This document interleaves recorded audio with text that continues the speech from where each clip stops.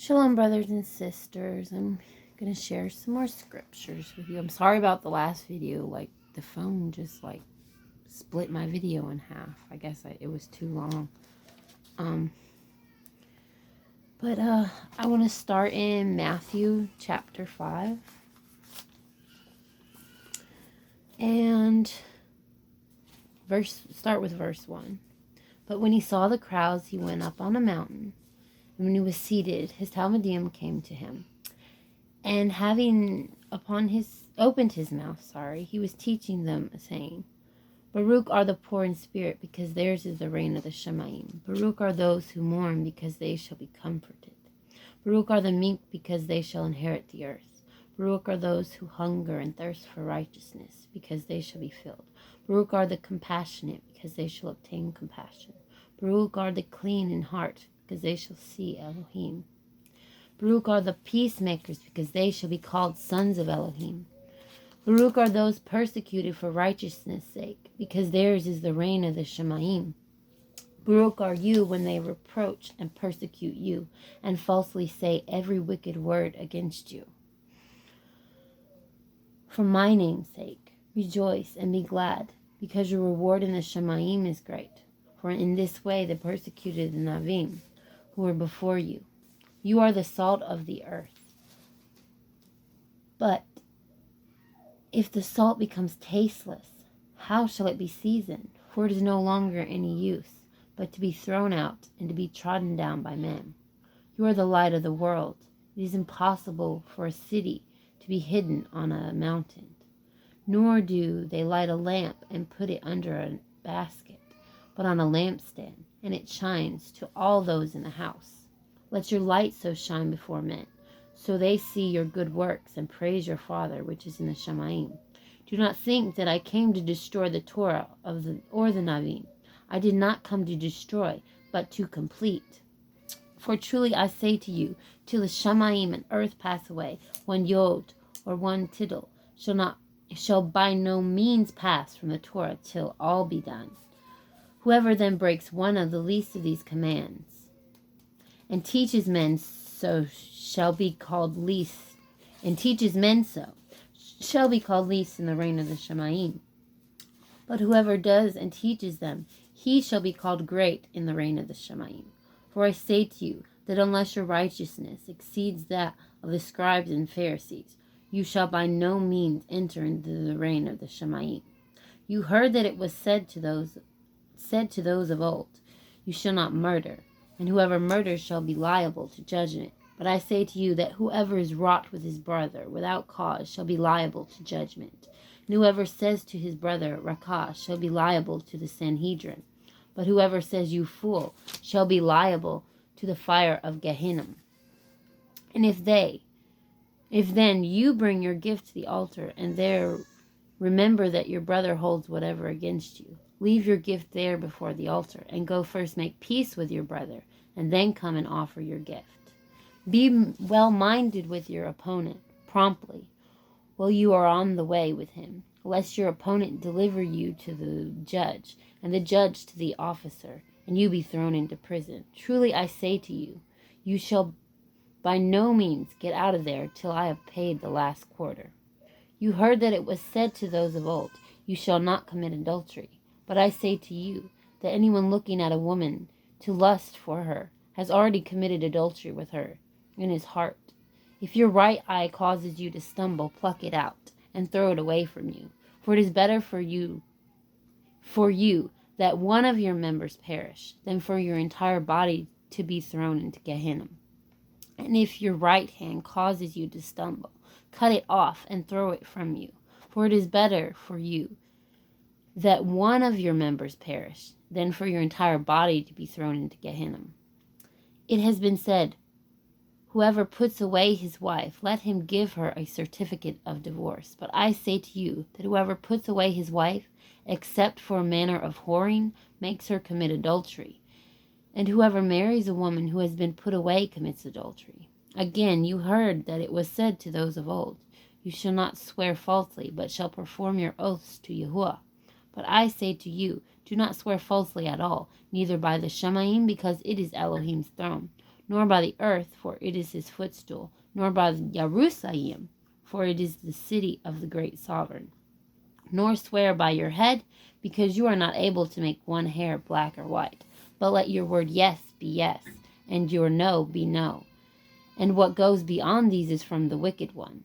You heard that it was said, an eye for an eye and a tooth for a tooth. But I say to you, do not resist the wicked. But whoever slaps you on your right cheek, turn the other to him also. And he who wants to sue you and take away your inner garment, let him have your outer garment as well. And whoever compels you to go 1 million, go with him 2 million. I get it. That's like a mile, I guess. I've never noticed that before. Give to him who asks of you, and from him who wants to borrow from you. Do not turn away. You heard that it was said, you shall love your neighbor and hate your enemy. But I say to you, love your enemies. Barak those cursing you. Do good to those hating you, and pray for those insulting you and persecuting you, so that you become sons of your Father Neshamayim, because he makes his sun rise on the wicked and on the good, and sends rain on the righteous and on the unrighteous. For if you love those loving you, what reward have you? Are the tax collectors not doing the same? And if you greet your brothers only, what do you do? What do you do more? What do you do more? That's interesting. Okay. If you greet your brothers only, what do you do more? Are the tax collectors not doing so too? Therefore be perfect as your Father in the Shamayim is perfect. Okay, so next I want to go to Song of Solomon in chapter 8.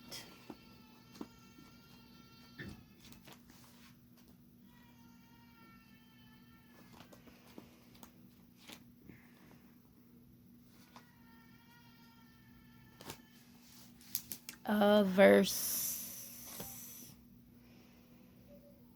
6 and 7 is what I want to focus on, but yeah, I'll just read 6 and 7. Y'all can go read the thing, so the entire chapter, so you get the context. But I'm kind of trying to fit all these in here, so just okay. Put me as a seal upon your heart, as a seal upon your arm. For love is as strong as death, jealousy as cruel as the grave. Its flames are flames of fire, a flame of Yah. Many waters are unable to extinguish love, and floods do not wash it away. If one would give all the wealth of his house for love, it would be utterly scorned. Okay, and Romans 5.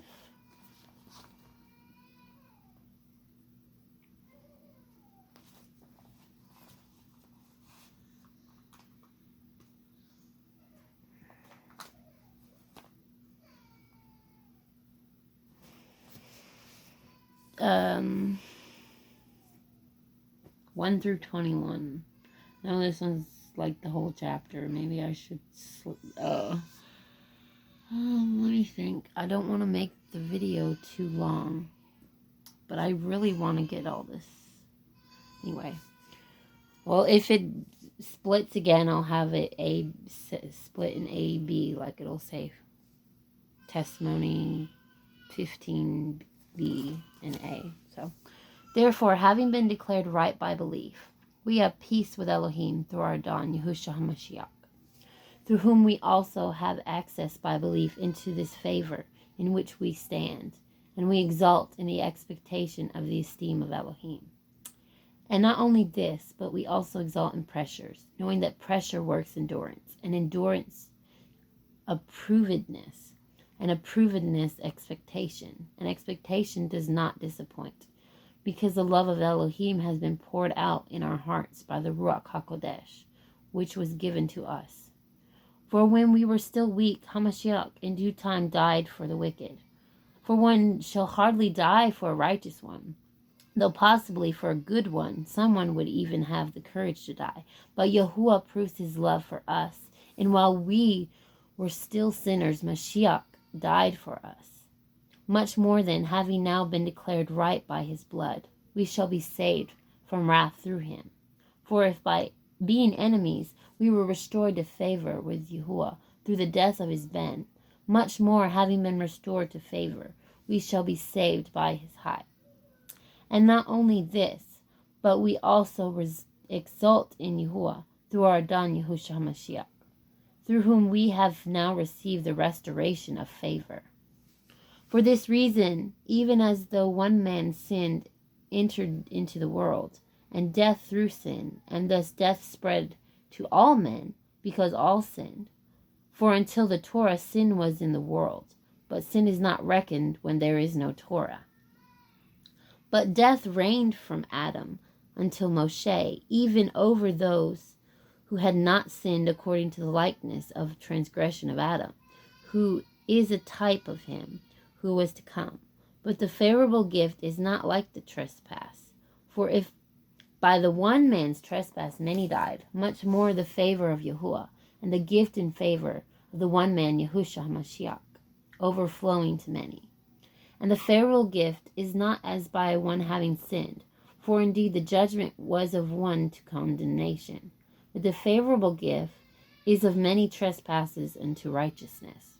For if by the trespass of the one death reigned through the one, much more those who receive the overflowing favor and the gift of righteousness shall reign in high through the one, Yahushua HaMashiach.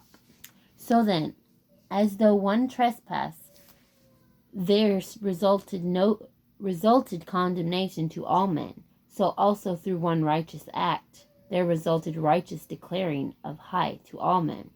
For as through the disobedience of one man many were made sinners, so also through the obedience of the one many shall be made righteous. And the Torah came in beside, so that the trespass would increase. But where sin increased, favor increased still more. So that as sin reigned in death, even so favor might reign through righteousness to everlasting high through Yahushua HaMashiach or Adon. Okay. Now I want y'all to go to Joel chapter 2.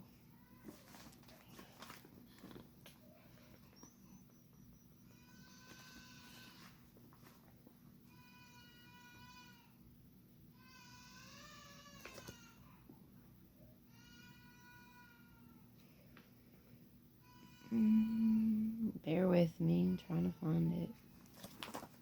I have to, because this one's different than I'm used to.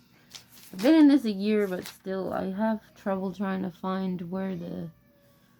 Okay, it's after... It's in the prophets. Okay. I couldn't find it. I was looking in the wrong place. Okay. Joel. Chapter 2. And I'm going to read just 12 through 14. Y'all go back and read the entire chapter.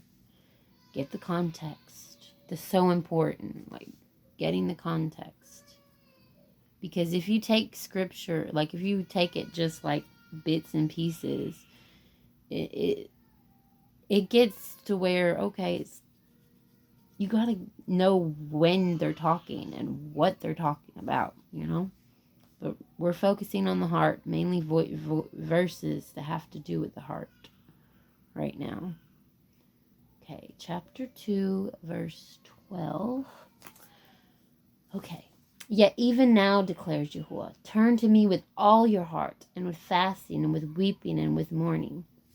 And tear your heart, and not your garments, and turn back to Yahuwah your Elohim, for he shows favor and is compassionate,